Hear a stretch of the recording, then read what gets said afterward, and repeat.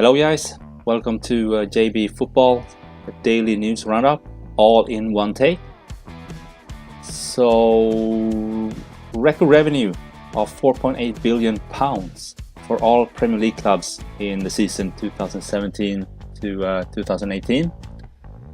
And the team that spent the most was Manchester United. They spent up to £296 million in salaries that season.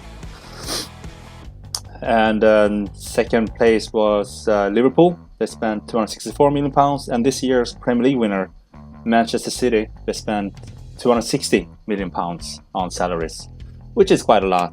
If you look at the squad though, yeah, it kind of makes sense. The team that spent the least was Huddersfield.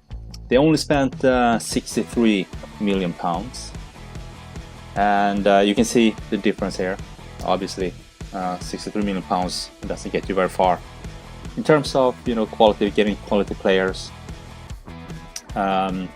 So yeah, kind of makes sense that the top six in the Premier League has the biggest or the highest salaries in the whole league. And as you can see here, the gap between the top six clubs and the rest widens in terms of revenue. And total revenue, as I said, there was £4.8 billion, and that's more than the two top divisions combined in the Spanish league. I think the two top divisions in Spain, their total income was £4.48 billion. And you see the gap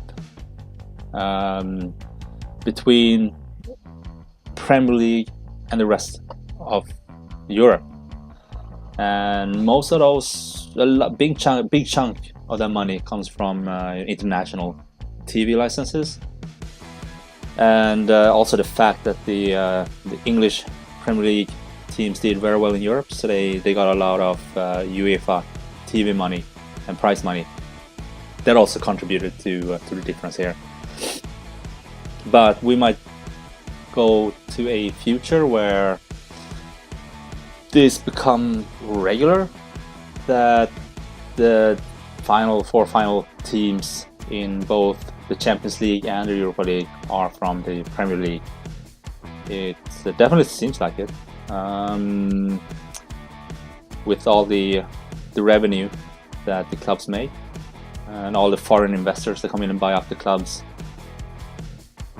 They will have the financial muscles to buy a lot of great players and pay them well, pay them really well.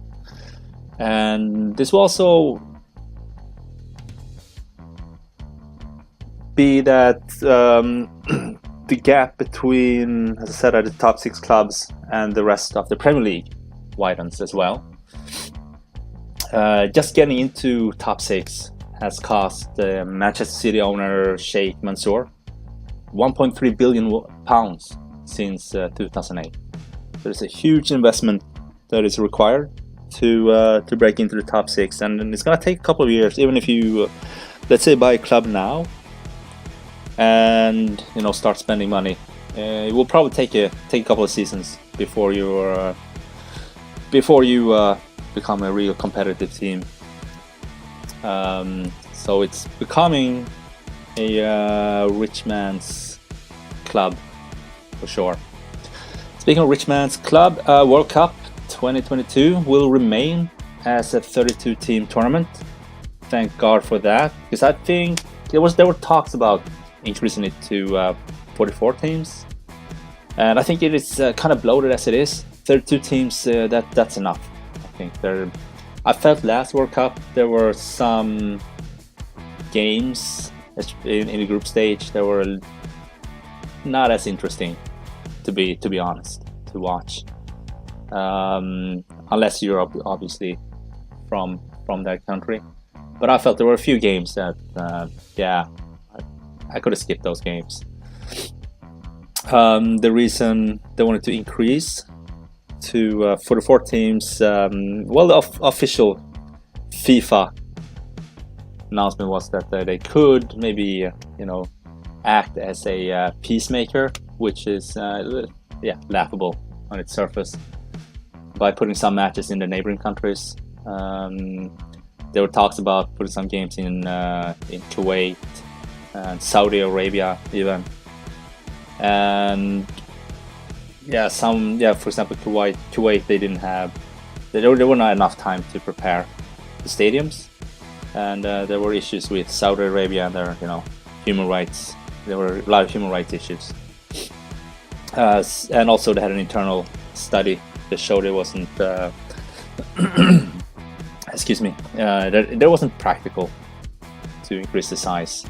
So for now it will stay as 32 teams, and we'll see in the future if they increase it to 44. It's all about the money anyways, and this is an oil-rich region, a lot of money, and they would make a lot of extra money, FIFA, if they had increased the tournament to 44 teams. So it's all about the money. And speaking of money, Aaron Ramsey, his wage demand was too high for Arsenal, apparently, and it would be harmful to the squad's dynamic, according to Arsenal.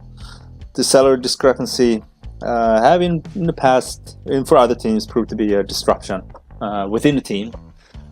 I'm not opposed to pay your best players more money, give them a higher salary than, for example, a role player. If you have two strikers and one scores 10 goals and the other one scores 20, 30 goals, obviously you pay that guy more money. He's giving you a better chance to win. And also, since the international market, a lot of these teams are gaining fans internationally. People tend to follow certain players more than certain teams.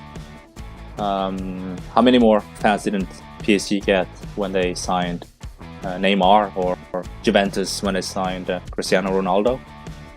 It's just good business to sign top players and pay them more, because a lot of teams would like to have them, and it's gonna be a bidding war. So it makes sense. Even though obviously there shouldn't be too much of a difference between the players.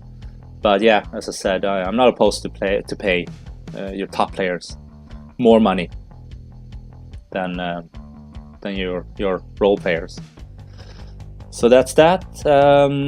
Thank you for watching, and if you like this video, please like and subscribe, and I'll see you in the next.